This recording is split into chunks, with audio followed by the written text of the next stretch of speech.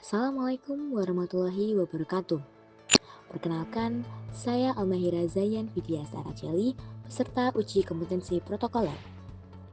Pada kesempatan ini, saya akan mempresentasikan rancangan simulasi keprotokolan dalam acara pelantikan Majelis Pembimbing Ranting, Ketua dan Pengurus Kuartir Ranting sebagai bagian dari penilaian kompetensi saya. Tujuan dari presentasi ini adalah untuk mendemonstrasikan pemahaman saya terhadap prinsip-prinsip keprotokolan dan bagaimana penerapannya. Pertama adalah pengertian keprotokolan secara general.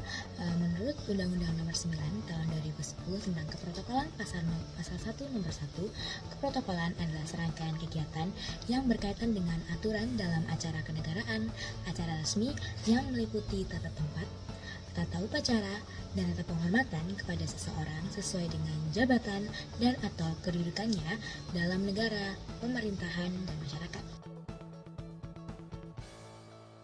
Tujuan dari keprotokolan itu sendiri, menurut Undang-Undang Nomor 9 Tahun 2010 tentang Keprotokolan Pasal 3, yang pertama adalah memberikan penghormatan, lalu yang kedua adalah pedoman penyelenggaraan suatu acara agar berjalan dengan tertib, rapi, lancar, dan teratur, lalu yang ketiga adalah menciptakan hubungan baik dalam tata pergaulan antar bangsa. Berikut merupakan dasar hukum dari keprotokolan. Seperti yang sudah tertera pada pasal 1 nomor 1, sebagai acuan dasar, kita akan mengulas lagi terkait dengan ruang lingkup keprotokolan, yaitu tata tempat, tata upacara, dan tata penghormatan.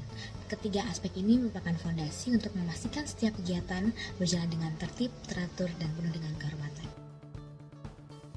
Sedikit overview, berikut adalah perbedaan antara pembawa acara, MC, dan protokoler.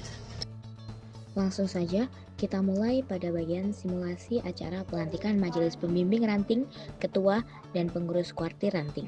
Namun sebelum itu, ada beberapa catatan penting yang harus diperhatikan, yaitu yang pertama memastikan daftar pejabat dan tokoh penting yang diundang, lalu yang kedua memastikan kehadiran pejabat dan tokoh penting, lalu yang ketiga memastikan kehadiran pejabat yang diwakilkan, dan yang terakhir membuat daftar urutan tamu sesuai dengan tinggi rendahnya jabatan. Sekarang kita akan mendalami aspek tata tempat. Ini adalah pengaturan posisi duduk atau berdiri bagi pejabat dan tokoh tertentu dalam suatu acara. Konsep kuncinya adalah menentukan siapa yang berhak didahulukan dan siapa yang berhak mendapatkan prioritas yang akan kita lihat lebih detail dalam aturan dasarnya. Mari kita cermati terlebih dahulu dua aturan dasar pertama dalam tata tempat. Lalu untuk aturan ketiga dan keempat, kelima, dan keenam. Di sini saya membuat ilustrasi denah tata tempat dalam pelantikan Majelis Pembimbing Ranting, Ketua dan Pengurus Kuartir Ranting. Bisa diperhatikan pada denah peraturan tempat ini dalam sebuah acara pelantikan, misalnya Ketua Kuarcap sebagai pejabat tertinggi akan ditempatkan di posisi sentral, yaitu nomor 1, lalu di samping kanan kirinya ada Ketua Mabiran dan Ketua Kuaran. Ini adalah denah saat prosesi pelantikan. Aspek kedua yang akan kita bahas adalah tata upacara. Sesuai dengan Undang-Undang Nomor 9 Tahun 2010, tata upacara adalah aturan untuk melaksanakan upacara dalam acara resmi. Dalam konteks gerakan pramuka, ini mencakup berbagai jenis upacara, pedoman penyelenggaraannya, hingga aturan pakaian yang harus dikenakan, yang semuanya dirancang untuk menciptakan suasana khidmat dan teratur. Terdapat dua jenis tata upacara. Yang pertama adalah bukan upacara bendera dan yang kedua adalah upacara bendera. Di sini kita akan menggunakan bukan upacara bendera. Keberhasilan sebuah upacara sangat bergantung pada perencanaannya yang matang. Kita menggunakan kerangka 5W plus 1H untuk memastikan semua aspek telah dipertimbangkan. Berikut adalah tabelnya. Langsung saja kita lanjut pada susunan acara. Susunan acara upacara secara umum terbagi menjadi beberapa bagian. Yang pertama adalah bagian pendahuluan. Selanjutnya kita masuk pada acara pokok.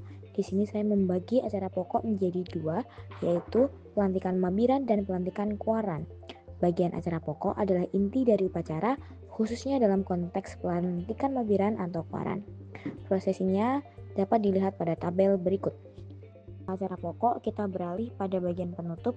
Bagian ini biasanya diisi dengan sambutan-sambutan baik dari ketua keluaran yang baru, ketua mabiran maupun pejabat pelantik. Tersebut harus dilaksanakan secara urut dan presisi. Pada fase pelaksanaan, sangat penting untuk memastikan bahwa semua rencana telah mengacu pada naskah acara resmi yang telah ditetapkan, seperti halnya jenis pakaian yang akan dikenakan. Dalam hal ini adalah pakaian seragam pramuka lengkap. Lalu kita juga perlu melakukan pengecekan checklist kelengkapan secara menyeluruh, mulai dari naskah-naskah, alat tulis, bendera, tanda jabatan, sound system, hingga kesiapan meja, kursi, dan petugas. Gladi bersih minimal 1 kali adalah praktik terbaik untuk mengidentifikasi dan meminimalisir potensi kesalahan, sehingga acara dapat berjalan dengan lancar dan nyaris sempurna. Terakhir, kita akan membahas tata penghormatan. Ini adalah serangkaian aturan mengenai bagaimana kita memberikan penghormatan kepada seseorang dalam acara resmi sesuai dengan kedudukan dan jabatannya. Contohnya, sikap siap saat menyanyikan lagu kebangsaan atau acara duduk dan berdiri yang benar saat pejabat penting hadir. Sebagai penutup, berikut adalah foto pengaturan kursi yang rapi dengan penempatan yang sesuai dengan tata tempat yang sudah saya jelaskan tadi.